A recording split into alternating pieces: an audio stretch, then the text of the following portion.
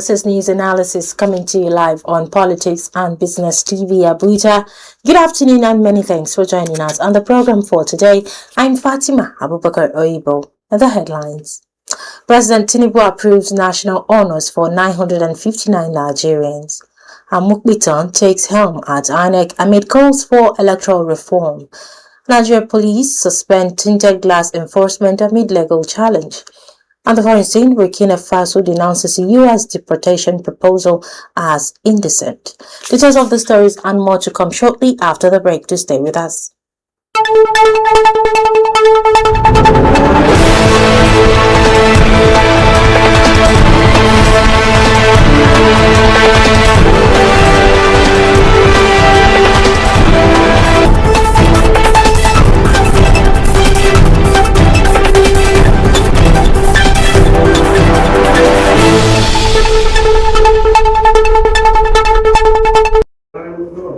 Welcome back. President Bola Ahmed Tinubu has given the green light for the conferment of national honors on 959 distinguished Nigerians and friends of the country, following recommendations from the National Honors Award Committee.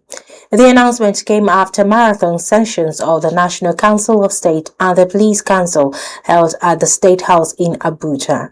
According to Cabinet Affairs Permanent Secretary Dr. Emanso Umobong, the committee chaired by Justice Sidi Bage screened over 5,000 applications before finalizing the list, which includes 824 honorees for 2024/2025 and 135 recipients of special awards. The move is part of a broader reform agenda aimed at strengthening national institutions, including the Nigerian Police Force. The honors are expected to recognize exceptional contributions across various sectors, from public service and entrepreneurship to arts and humanitarian effort. As the nation prepares to celebrate these individuals, the awards serve as a reminder of the values of excellence, patriotism, and service that underpin Nigeria's national identity. Meanwhile, in a pivotal moment for Nigeria's democratic future, Professor Joash Ojo Amukbitan has officially assumed office as the new chairman of the Independent National Electoral Commission (INEC). His appointment, confirmed by the National Council of State, follows the conclusion of Professor Mahmoud Yakubu's decade-long tenure. Amukbitan, a senior advocate of Nigeria and seasoned academic from Kogi State, steps into the role at a time when public confidence in the electoral process remains fragile following widespread criticism of the 2023 general elections. Opposition parties and civil society groups have wasted no time in urging the INEC boss to prioritize transparency, independence, and institutional integrity. The African Democratic Congress emphasized that Amukbitan's loyalty must lie with the Nigerian people, not political interest, and challenged him to rebuild trust in the Commission's operations. With expectations high and scrutiny intense, Amukbitan faces a defining test, one that could shape the trajectory of Nigeria's electoral credibility for years to come. In another development, a significant policy shift, the Nigerian Police Force has temporarily suspended enforcement of the Motor Vehicles Prohibition of Tinted Glass Act 1991. The decisions follow a high-level meeting between Inspector General of Police Kayode Egbetokun and Nigerian Bar Association President Afam Josiah Osigwe at Force headquarters in Abuja.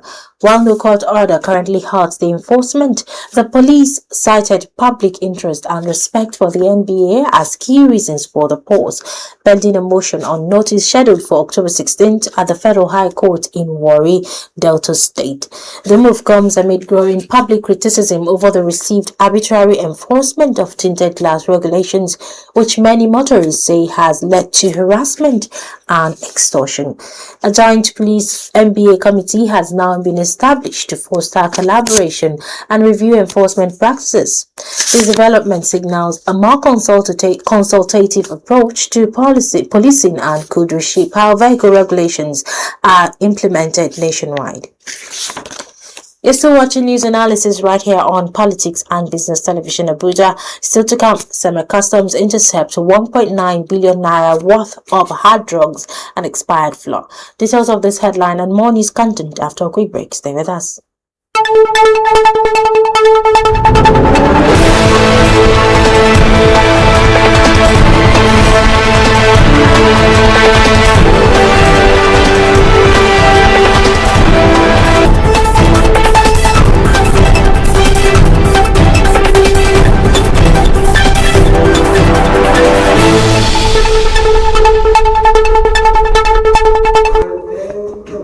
Welcome back. Now on to business matters. In a sweeping crackdown on cross-border smuggling, the Nigerian Customs Service (NCS) Semi-Area Command has seized contraband items valued at 1.99 billion naira along the Lagos-Abidjan corridor. Among the intercepted goods were 10,000 bags of expired flour imported from Egypt, concealed in 5 trucks, and a cache of hard drugs, including cannabis and tramadol. A controller Wali Adenuga, who disclosed the operation during his maiden press briefing, emphasized the command's renewed commitment to safeguarding public health and national security.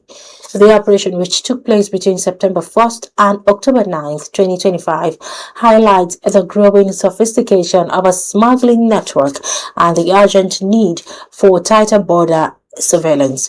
Adenuga noted that the expired flour alone was worth 1.2 billion naira, posing serious health risks to unsuspecting consumers.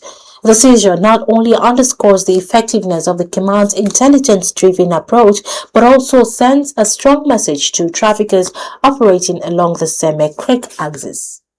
Onto the foreign scene. The Burkina Faso's military-led government has firmly rejected a proposal from the United States to accept deported migrants under President Donald Trump's renewed immigration policy.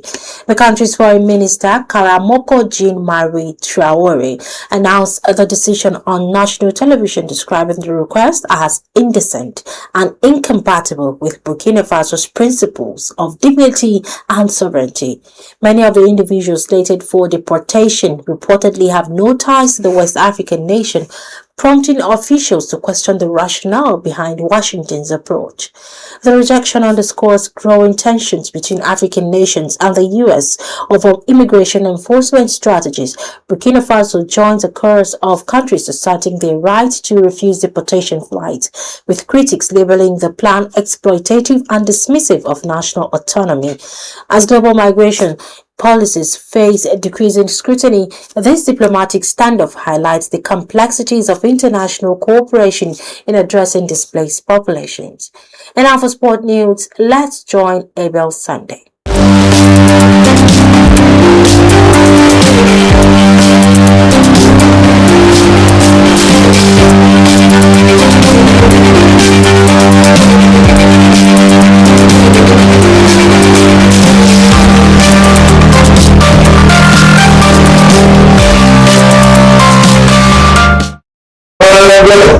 Good afternoon and welcome to PNB Sport News. I'm Abel Sunday. It's been a thrilling night of action across Africa as the race to the 2026 FIFA World Cup heat up. In Group G, Algeria became the latest team to book their tickets to North America after a commanding 3-0 win over Somalia, with goals from Ramirez and Mohamed Amora sealing qualification.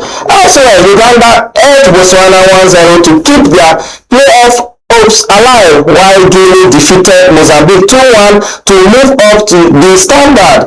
In Monrovia, Liberia stunned Namibia 3-1 in a friendly encounter. However, not all went smoothly. The Malawi versus Equatorial Guinea features was cancelled after the visiting team failed to arrive due to arrival complication, leaving CAF to decide the outcome. Attention now shifts to Lesotho versus Nigeria, where the Super Eagles must win to keep their qualification dreams alive. Anything less could spell disaster for their 2026 hopes. Is all to play for as African giants and underdogs continue their fight for a place on football's biggest stage. That's all for sport. I'm Abel Sunday.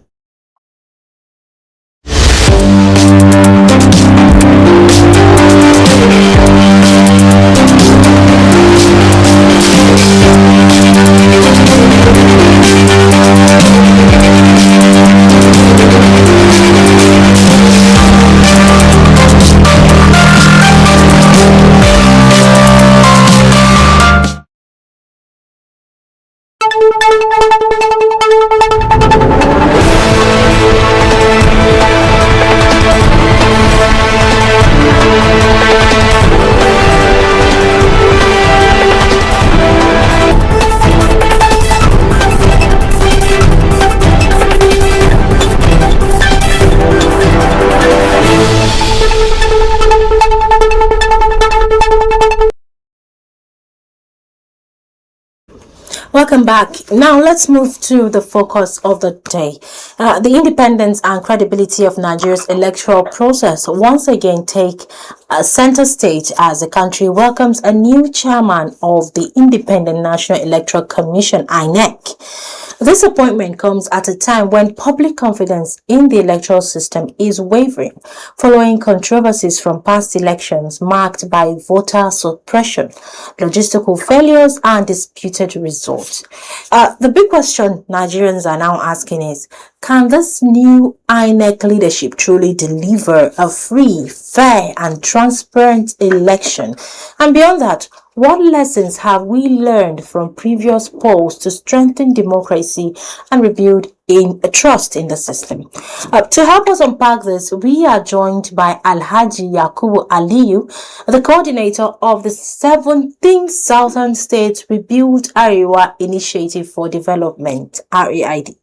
He is a respected voice in public policy and governance reform, and he will be sharing his insights on whether this new INEC can rise above past challenges to deliver credible elections Nigerians can believe in. He's joining us live via WhatsApp call. Good afternoon, Alhaji Yakubu. Good afternoon. Welcome to the program. Yeah, you're welcome. So let's get right into it. Alhaji, Nigerians have welcomed the appointment of a new INEC chairman with mixed reactions. In a view, what does this change signify at this time in our democratic journey? Well, so far, so good. Of course, you see the appointment of an INEC chairman, of course, it has a period of expiration. And unfortunately, the period of Mahmoud has expired, and we now got a brand new independent electoral commission, Professor Deshar.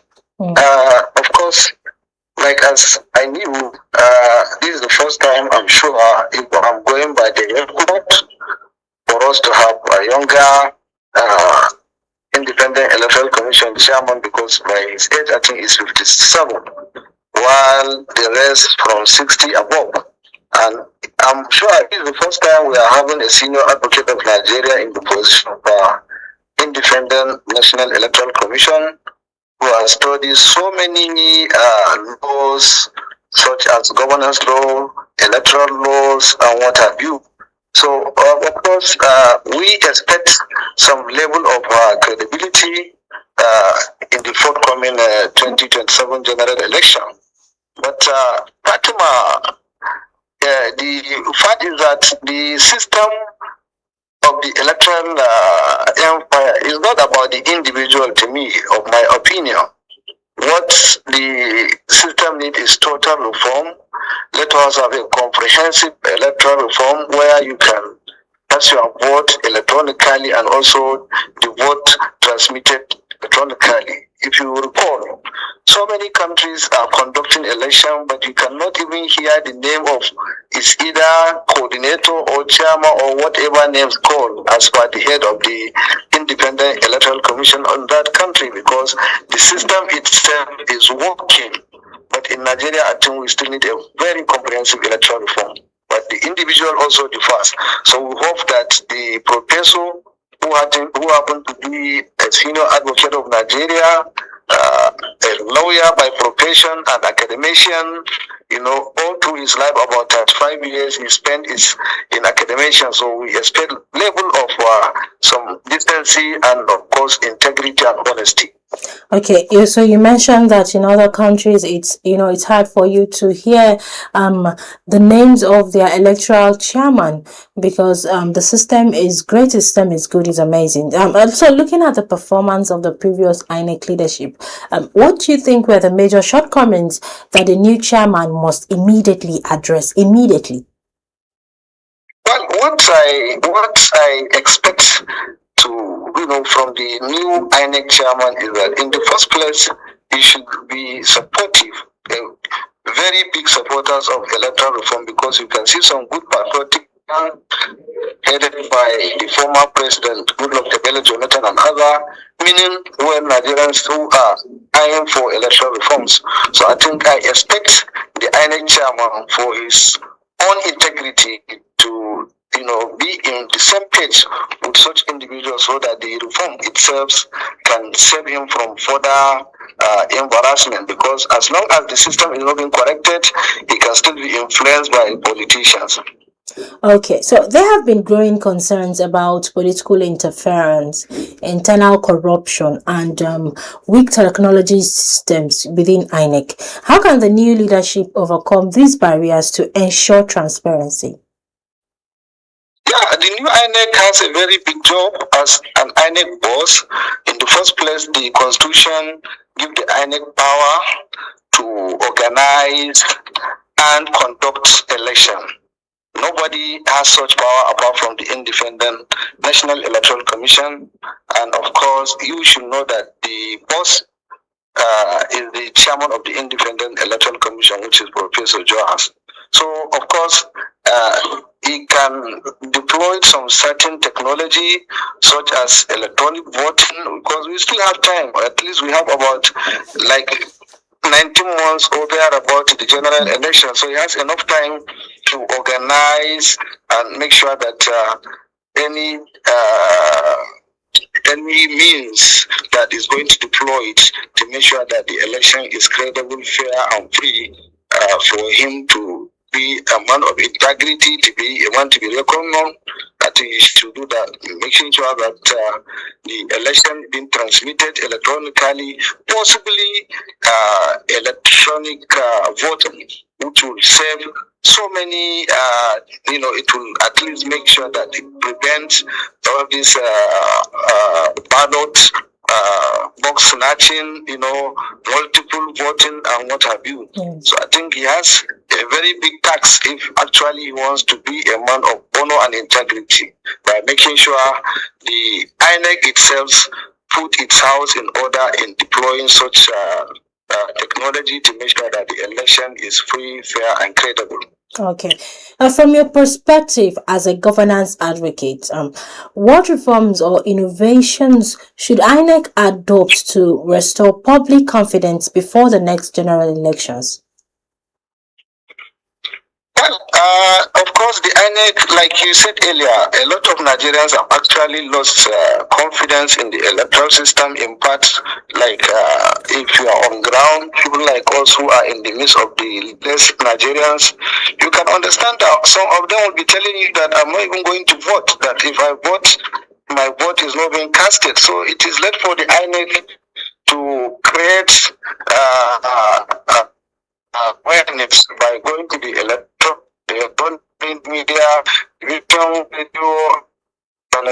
Nigerians, by doing the coming 2027. If you cast your vote, sure that your vote will be counted. I think with this, we'll start confidence among the ordinary Nigerians. Okay, finally, what role should citizens, political parties, and even civil society play in supporting a truly free and fair election process under this new leadership? Well, like me, I'm into civil society, of course. Like you said, I'm also an activist. I know I have knowledge in governance and what have you. So the civil society as group, of course, we also have our own duty in making sure that we sanitize and educate our people that you vote, and all make sure that you defend your vote so that your vote cannot be stolen by any individual. I think that is the duty of ours as civil society to do so. Okay, thank you very much, Alhaji Yakubu Ali, for your time and perspectives. We know that you have a lot of activities going on, and that's why I don't want to take much of your time. Thank you so much, Alhaji Yakubu, for coming to the show, for being on the show with me this afternoon, rather. Thank you. Thank you for having me. Good afternoon. Have a nice day. As Nigeria anticipates another critical election cycle, one thing remains clear. Credible elections are the backbone of any democracy. The integrity of INEC, its leadership, and the cooperation of all stakeholders will determine not just who wins power, but whether Nigerians can continue to believe in their democracy. And that's our focus today. Thank you for watching. Stay informed, stay engaged. And that wraps up the today's program. But before we go, the headlines again. President Tinubu approved national honors for 959 Nigerians. Amokbitan takes helm at INEC amid calls for electoral reform. Nigeria police suspended tinted glass enforcement amid legal challenge. On the foreign scene, Burkina Faso denounces U.S. deportation proposal as indecent. For more updates and in-depth analysis, follow Politics and Business TV English on YouTube and Facebook. Connect with us on Instagram at PNBTV_English and TikTok at PNBTV_ENG. Remember to subscribe and stay informed. From me, Fatima Abubakar Oibo, it's bye for now.